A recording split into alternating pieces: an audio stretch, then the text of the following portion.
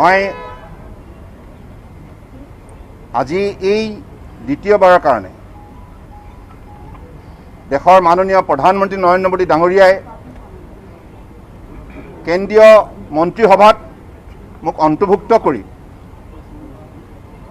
দেশ সেৱা কৰিবৰ কাৰণে যিখিনি সুযোগ দিলে তাৰ বাবে মই মাননীয় প্ৰধানমন্ত্ৰী ডাঙৰীয়াক আন্তৰিকতাৰে ধন্যবাদ জনাইছোঁ। লগতে গৃহমন্ত্ৰী অমিত শ্বাহ ডাঙৰীয়া আৰু ৰাষ্ট্ৰীয় অধ্যক্ষ জে.পি. নাড্ডা ডাঙৰীয়াও মই আন্তৰিকতাৰে ধন্যবাদ জনাইছোঁ। তেখেতসকলে মোৰ ওপৰত বিশ্বাস ৰাখি এই দায়িত্ব অৰ্পণ কৰাৰ বাবে সিদ্ধান্ত ল'লে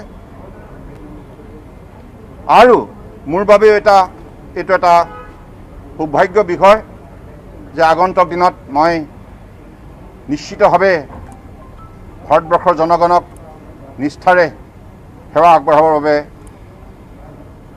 কাম কৰিব পাৰিম আৰু লগতে অসমৰ পৰম শ্ৰদ্ধাৰ বৰাক ব্ৰহ্মপুত্ৰ পাহাৰ ভৈয়ামৰ ৰাইজলৈ মই আন্তৰিকতাৰ শ্ৰদ্ধা আৰু কৃতজ্ঞতা জ্ঞাপন কৰিছোঁ। তেখেতসকলৰ আশীৰ্বাদৰ বাবে আজি এইবিলাক সম্ভৱ হৈছে।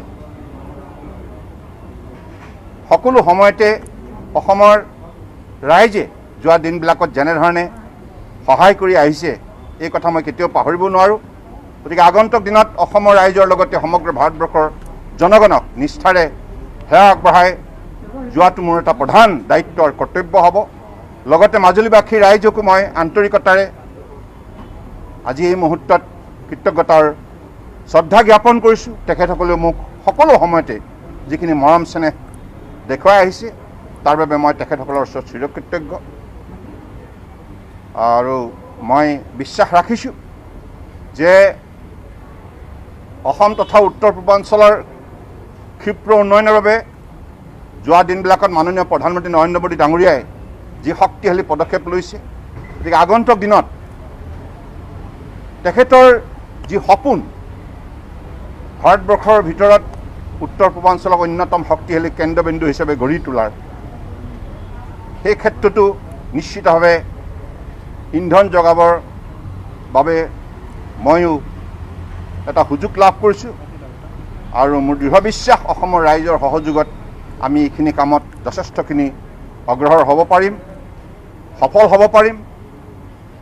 গতিকে মই আপোনালোকক সকলোৰে সহযোগিতা বিচাৰিছোঁ আগন্তুক দিনত আৰু নিশ্চিতভাৱে আগন্তুক দিনত আমি সঘনাই লগ পাই থাকিম। মই এই সুযোগতে অসমৰ মোৰ যিমান সতীৰ্থ ভাৰতীয় জনতা পাৰ্টীৰ কাৰ্যকৰ্তা আছে তেখেতসকলকো মই আন্তৰিক কৃতজ্ঞতা আৰু শ্ৰদ্ধা জনাইছোঁ। লগতে বিধায়কসকল, সাংসদসকল, আমি সকলোৱে মিলি আগন্তুক দিনত নিশ্চিতভাৱে কাম কৰিব লাগিব অসমৰ উন্নয়নৰ লগতে ভাৰতবৰ্ষৰ উন্নয়নৰ বাবেও। আৰু বৰ্তমান অসমৰ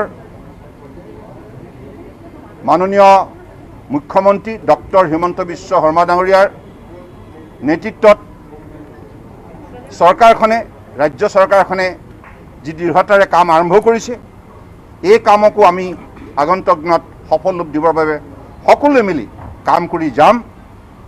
গতিকে মই আপোনালোকৰ সকলোৰে আগন্তুক দিনত সহযোগিতা উত্তৰ পূৰ্বাঞ্চলৰ পৰা এবাৰ প্ৰথমবাৰৰ কাৰণে 5গৰাকী মন্ত্ৰী কেবিনেটত আহিছে আৰু দীৰ্ঘ সময়ৰ মূৰত উত্তৰ পূৰ্বাঞ্চলে আপোনাৰ যোগেদি অসমে কেবিনেট মন্ত্ৰী পাইছে, কি ক'ব আপোনাৰ এই ক্ষেত্ৰত?